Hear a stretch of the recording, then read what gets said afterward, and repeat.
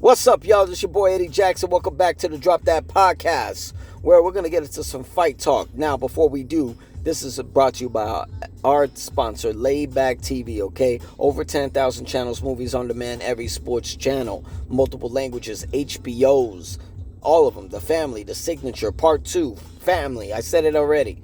We could give you all of it. Pay-per-views, because they're still doing pay-per-views, all right? It's a streaming service and a network, yo. You can enjoy it at home, or you can take it on the road with your phone, which is an iPhone or an Android, so you can get the app on Apple Store and Play Store, okay? It's very easy, and you can get all the information at laybacktv.com, LAYBACKTV.com, and ask all the questions you want on official_laybacktv on Instagram, all right? Now let's get some fucking fight talk. Whoa!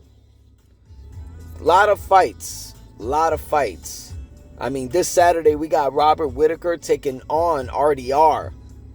Big high stakes middleweight contender fights. Damn.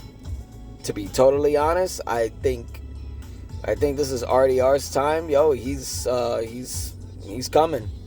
I always thought Whittaker should be at light heavyweight. You're gonna have more little experience there. He would have been a faster light heavyweight, but he might be a little shorter, so who knows. Let's see what Whittaker does. Y'all check it out on this Saturday, all right? Let me see.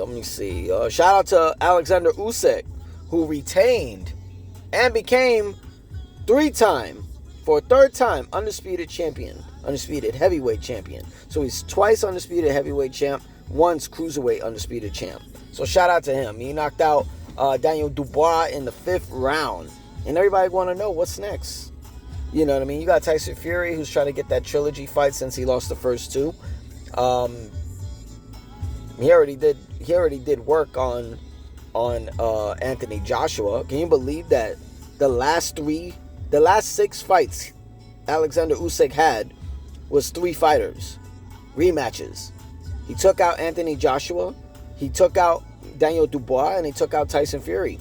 That's the elite, top tier heavyweights in the game. But the WBO ordered Usyk to defend against Joseph Parker. That's an interesting fight. I swear to Christ, if let me see. Brahms Bomber.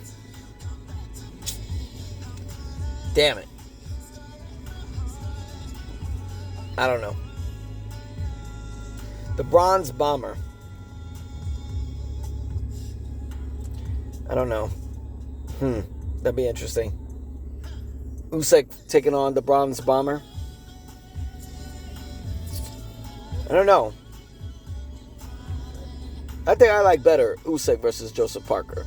You know what I mean? That's a heavyweight against a really elite heavyweight.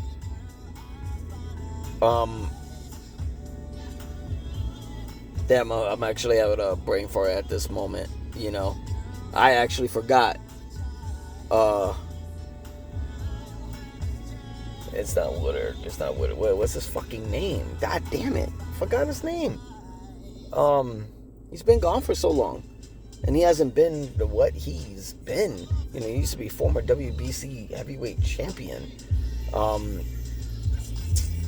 Let me see. Shit, I'm losing my train of thought when it comes down to him. I think Parker beat him already.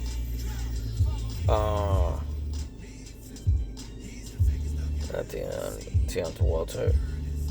Fuck it, we'll move on. But we'll see. Maybe Parker will take on Usyk.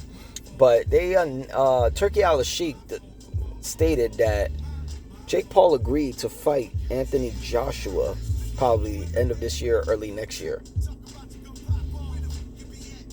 Wilder. I'm sorry. Cross that. Wilder. There we go. Forgot his name. I knew it started with a fucking W. Wilder. If Wilder's actually like technique was very superb and he didn't start very late in his boxing career, I would have definitely said, yo, this guy would have been fucking elite. He was unstoppable. He would have been faster, powerful, all of that.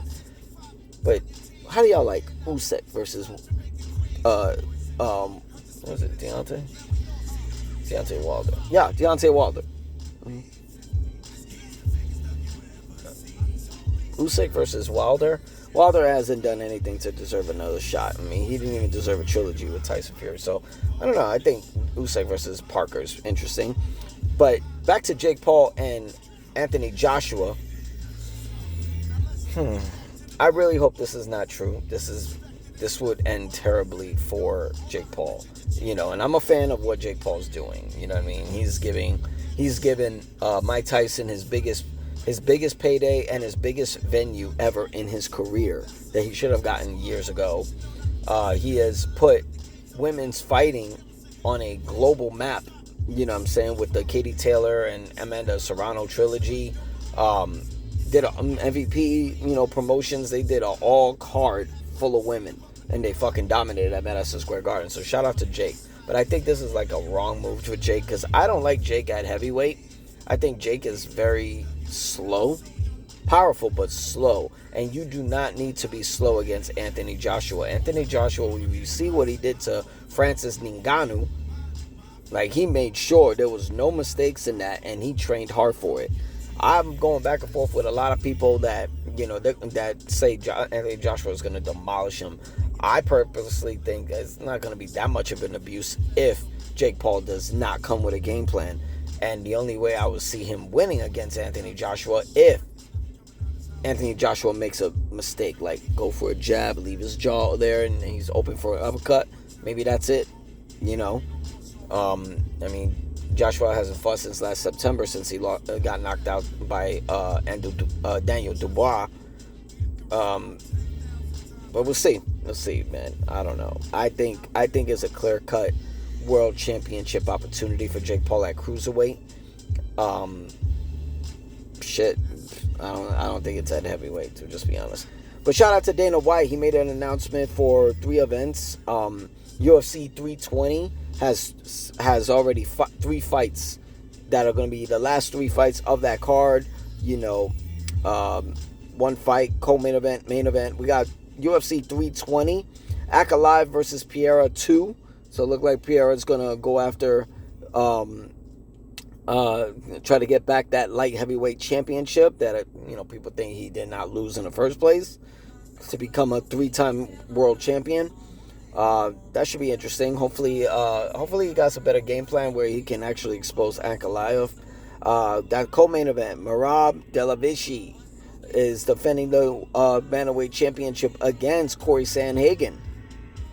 That's gonna be interesting. I don't know. Merab is very slippery slope, so Sandhagen is very tall. So we'll see. And then we got Yuri Prochazka taking on Khalil Roundtree. Ahead of time, I got Roundtree all day. Roundtree's getting better and better and better, and you would think that he lost a step ever after losing to Alex Pereira for the light heavyweight championship. He showed what he's about, so he's coming. We got UFC 321, the official title defense of new and claimed undisputed undisputed UFC heavyweight champion Tom Aspinall. And I didn't see this fight coming. He's going to be taking on Ciryl Gane. I don't like this fight. I wanted this fight, but because of Ciryl Gane is trying to play fucking actor, doing movies and shit. Does he even... I mean, does he... I feel like this is the only fight they could have given Tom. You know what I mean? This is the only fight they can actually give him. So, I mean, Tom is itching to defend that title and be you know, world champion, you know, deserving. I'm pretty sure he doesn't consider himself world champion until he defends that title. So, let's see. Let's see what Ciryl Gane is going to come in there with. And UFC 322, JDM finally defending that title against Islam Makhachev. Hate it. I would have been more interested in Bilal Muhammad versus Islam Makhachev. I thought that would have been a perfect matchup. But JDM pulled off the upset, and, you know, new champ is has got to defend against former lightweight champion Islam Makhachev. Let's see how Makhachev does at welterweight, but we'll see. We'll see what that goes. But that's all we got for Fight Talk. This is your boy Eddie Jackson. So drop that podcast, subscribe to the page, like the page. Y'all know what the fuck to do. Now y'all be good. Peace.